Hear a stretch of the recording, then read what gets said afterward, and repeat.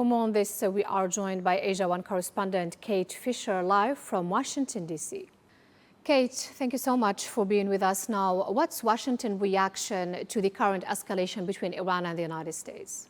Well, we've just heard directly from US President Donald Trump. He was speaking in the Oval Office ahead of a meeting with President of Lebanon, who's here in Washington for talks. And he made it clear that he is still very much in this militarily, that the US that the Iranians, haven't seen anything yet, that the US is not finished, and he threatened to target new places in Iran, including the Pickaxe Mountain, which is an Iranian nuclear site, which so far the US has not targeted. He said he would give that information freely because he knew that there was nothing the Iranians could do to defend it.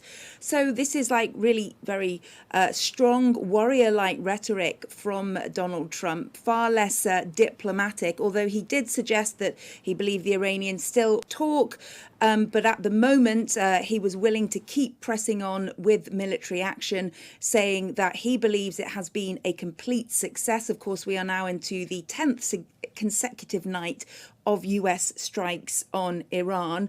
And so really, there didn't appear to be much suggestion from Donald Trump that there was diplomacy in the near future, but also not a really very clear roadmap of how he sees this ending, other than the fact that in the immediate future he sees these new targets like Pickaxe Mountain being targets of the US military. But in terms of how he sees this coming to a conclusion, he hasn't given very much indication of how this will all end.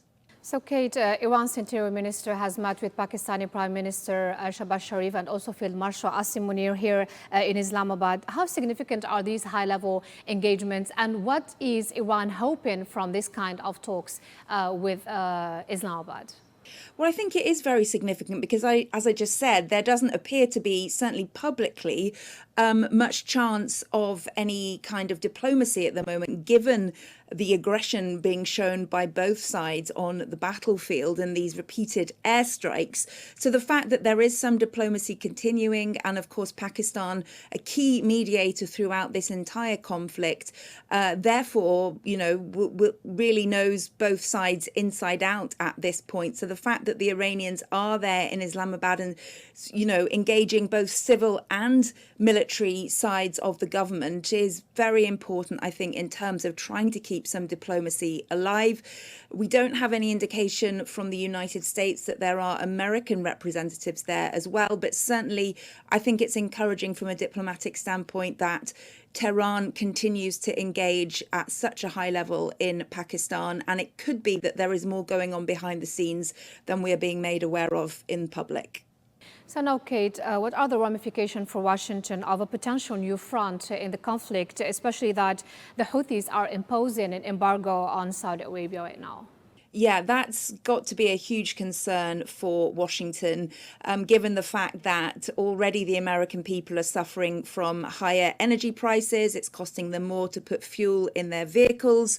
And Donald Trump is desperately trying to make that less of a problem, particularly because there are midterm elections in November where many Republican, the members of his party, lawmakers will be up for election and re-election. So the idea that there could be more constraints put on energy transport in the Middle East is not great, both globally or domestically for Donald Trump. He was asked about this just a few moments ago in the Oval Office, and he said that should that become a problem, should the Houthis carry out these strikes on Saudi oil transports, then he would take care of it.